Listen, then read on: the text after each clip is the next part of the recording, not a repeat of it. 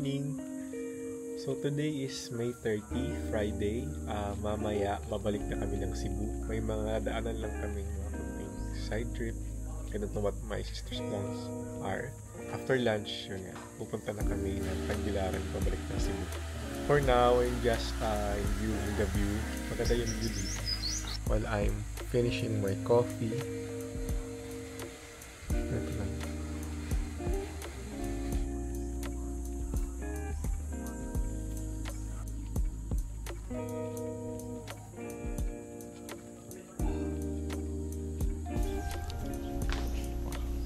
So right now is around 10 a.m. past 10 a.m.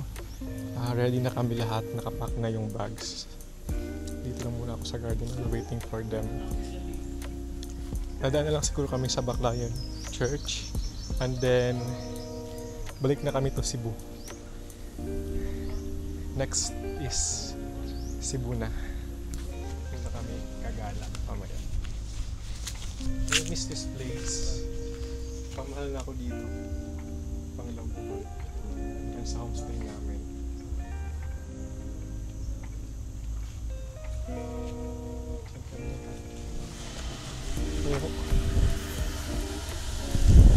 Mga plants. Okay. Bye-bye. See you again soon. Magbuhol kami ulit. May panglaw. Papunta na kami ngayon to Baclayon Church.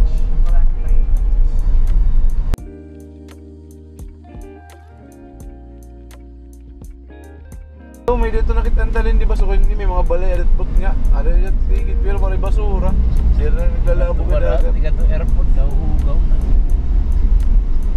amok hindi ni airport na Tacloban Pagbalongan. Hey guys, we're here at Baclayon Church, one of the oldest stone churches in the Philippines. Can you believe it was originally built back in the 1700s? So, tagal na pala.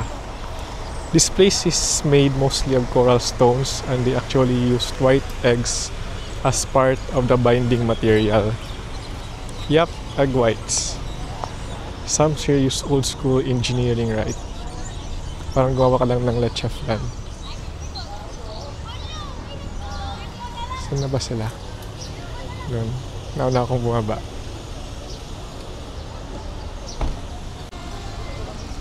Let's go inside. So marami, it's Saturday right now kaya maraming mga tourists. Let's go inside.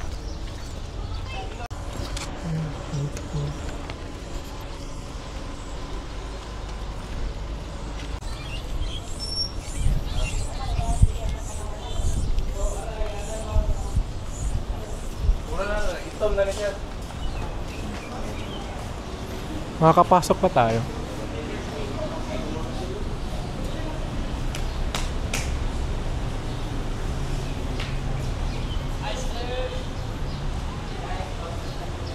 I think we cannot go inside. Closed siya. So sa labas lang mag-picture. Sa labas na. Picture na sila. Sadly, we won't be able to go inside kasi closed yung church. More on pictures lang dito sa labas. I think it's under renovation. Ang galing daw mag-human draw nung nag-take ng pictures namin. Okay. So after here, we're going now to the blood compact site. Although the church is closed, yung museum pala is open. So we're going to check it. Samahan ako ni Mama. Open every day except Tuesday siya. 8:30 a.m. to 11:30 a.m. Then 1:30 p.m. to 4:30. Yun.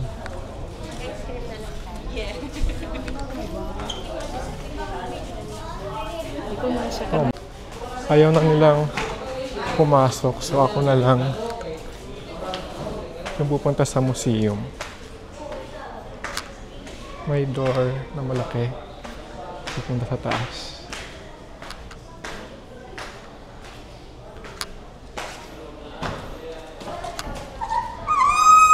Knock knock. Walang tao. Guess walang pumasok. What to expect inside the museum? So meron dito. Timeline. Close ko lang yung door. Merong timeline, historical development of Bohol.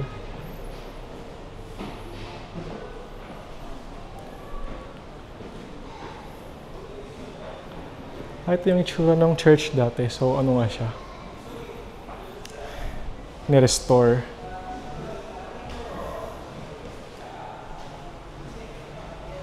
Ito yung mga pictures during the restoration. Ang galing nila, no?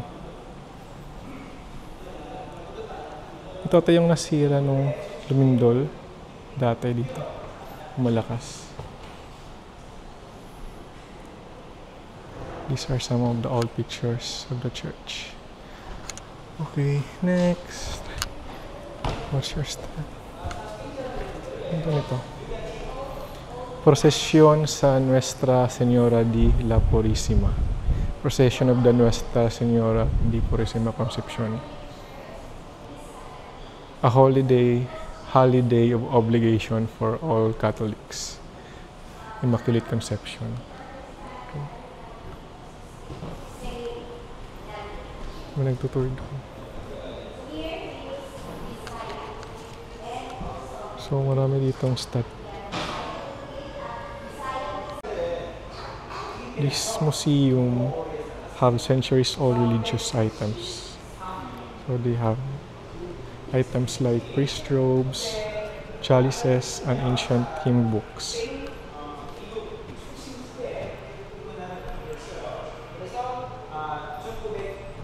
So if you are religious, gusto mo ma-experience nito, hindi pa kayo pumunta dito.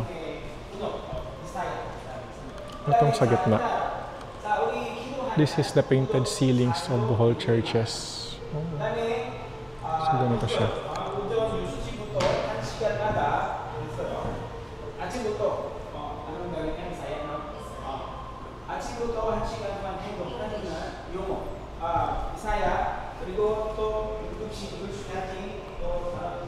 Plata para el Santuario Santo.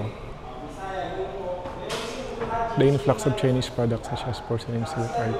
Okay. Mahaba. Mahaba sa kapusin. So dito. We have the Lenten season and Semana Santa.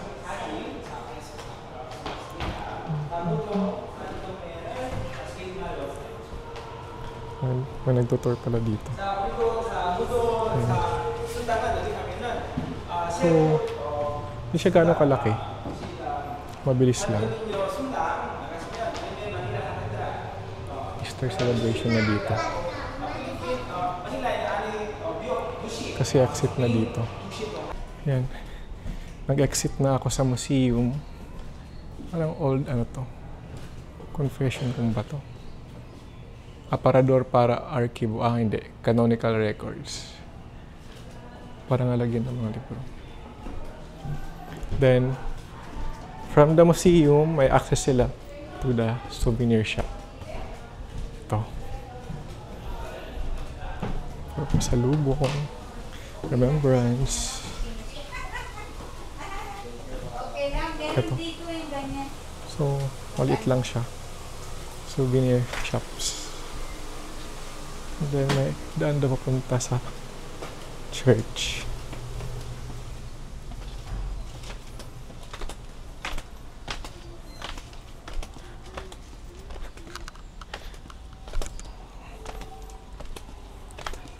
Saan ba yung church?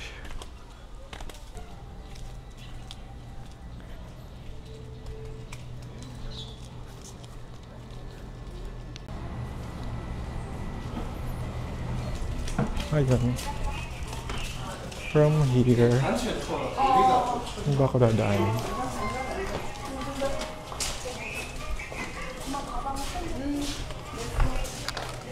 Ah, pwedeng mag-right. Dito pala, okay. So ito yung way punta sa loob ng church. Akala ko close.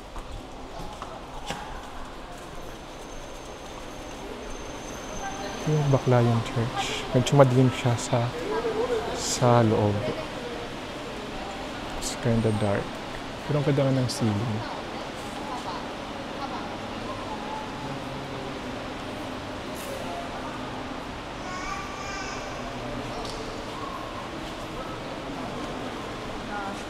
Let's take a look around. As soon as you step in, you'll feel how peaceful and sacred the church is. The atmosphere just makes you want to slow down and soak it all in. If wala masyadong tourist. Ayun, nakita ko na yung organ. Up there is the old pipe organ. Based kay ChatGPT, it was brought from Spain in the 1800s. Sadly, it's not functional anymore, but it's a cool sight, right?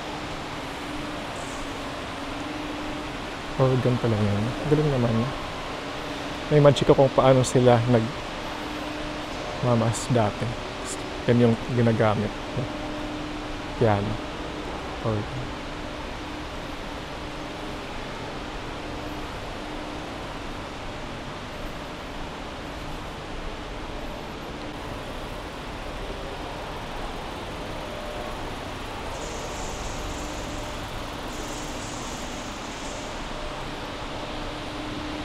Okay, that's it for today. For now. That's it for now. Balik na ako kila mama kasi hinihintay na nila ako. Anyway, maganda talaga yung church nila. Buti na restore.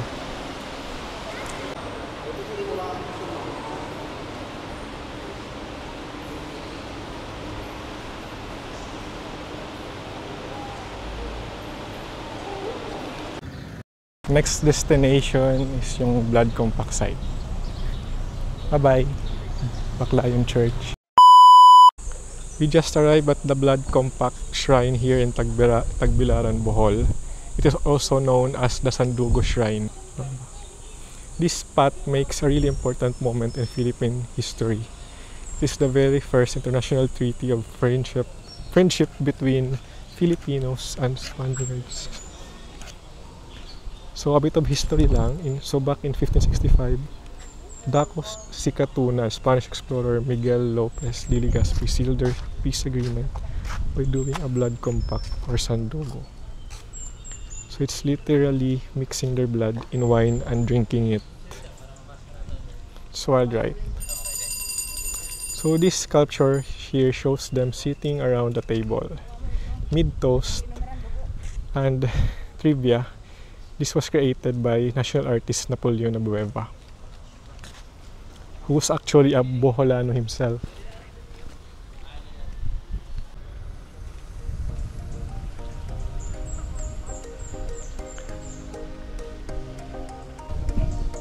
Plus, the view from here is stunning.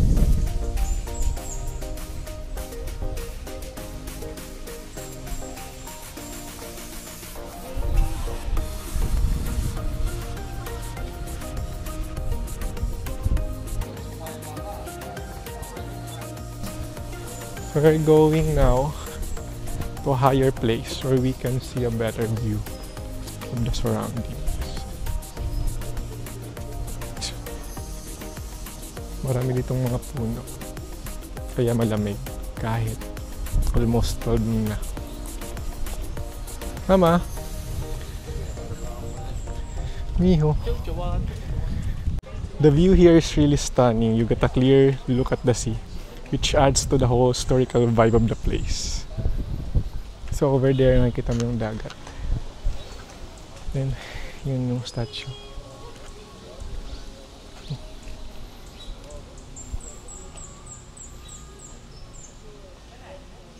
Ano ba mayroon na ito? For ano lang, higher elevation, better Ano view. mayroon doon? Better view lang. Pero although maganda na ito yung view, Pumunta doon. baka hindi nyo kaya. This is definitely a quick but meaningful stop. Perfect for a few photos and a bit of history before heading to the next spot.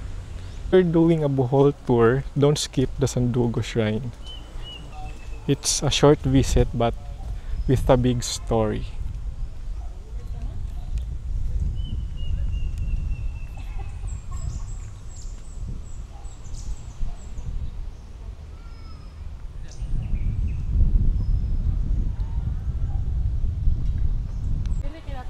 Meanwhile, Miho is just looking for a place.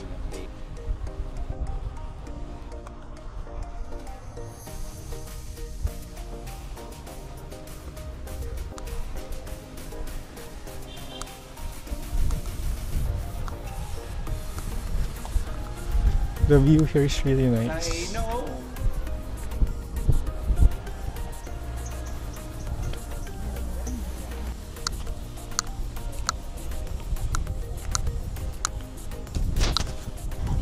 Let's take a walk over here. They have this place like it's a coliseum where gladiators fight. Or pwede rin for play.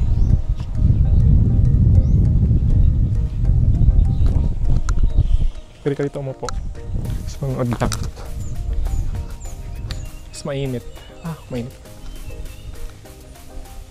Tara, picture na tayo.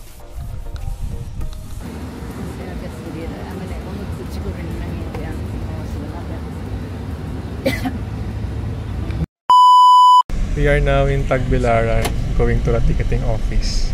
Balik na kami ng Bohol. Ito na si Miho. Nagutol lang sila.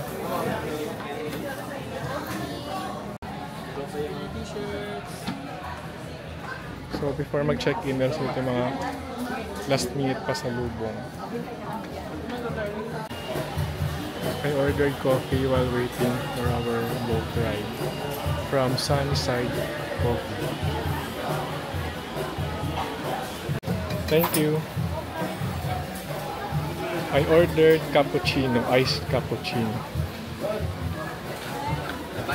Ito si Mama. You want some coffee? Welcome to Ocean Jet 98, safety from Tagbilaran to Cebu City. All passengers will... Bye for now, Bohol.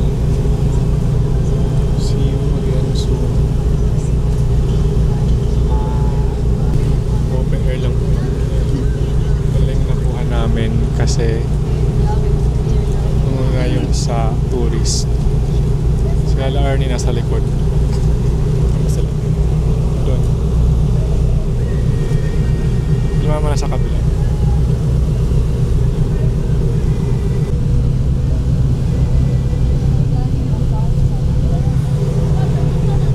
Travel time is around 2 hours. Mas mabilis to compared nung papunta dito ba. Mas malayo kasi to compared sa Tubigon. Cebu, here we go.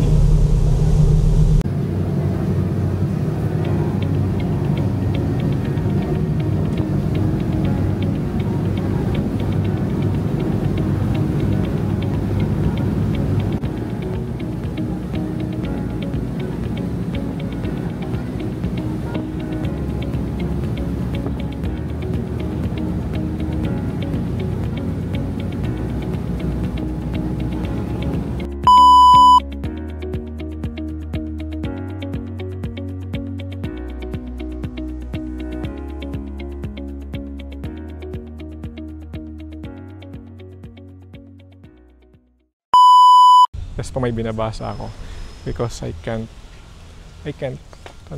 continuous. Yan, yun na.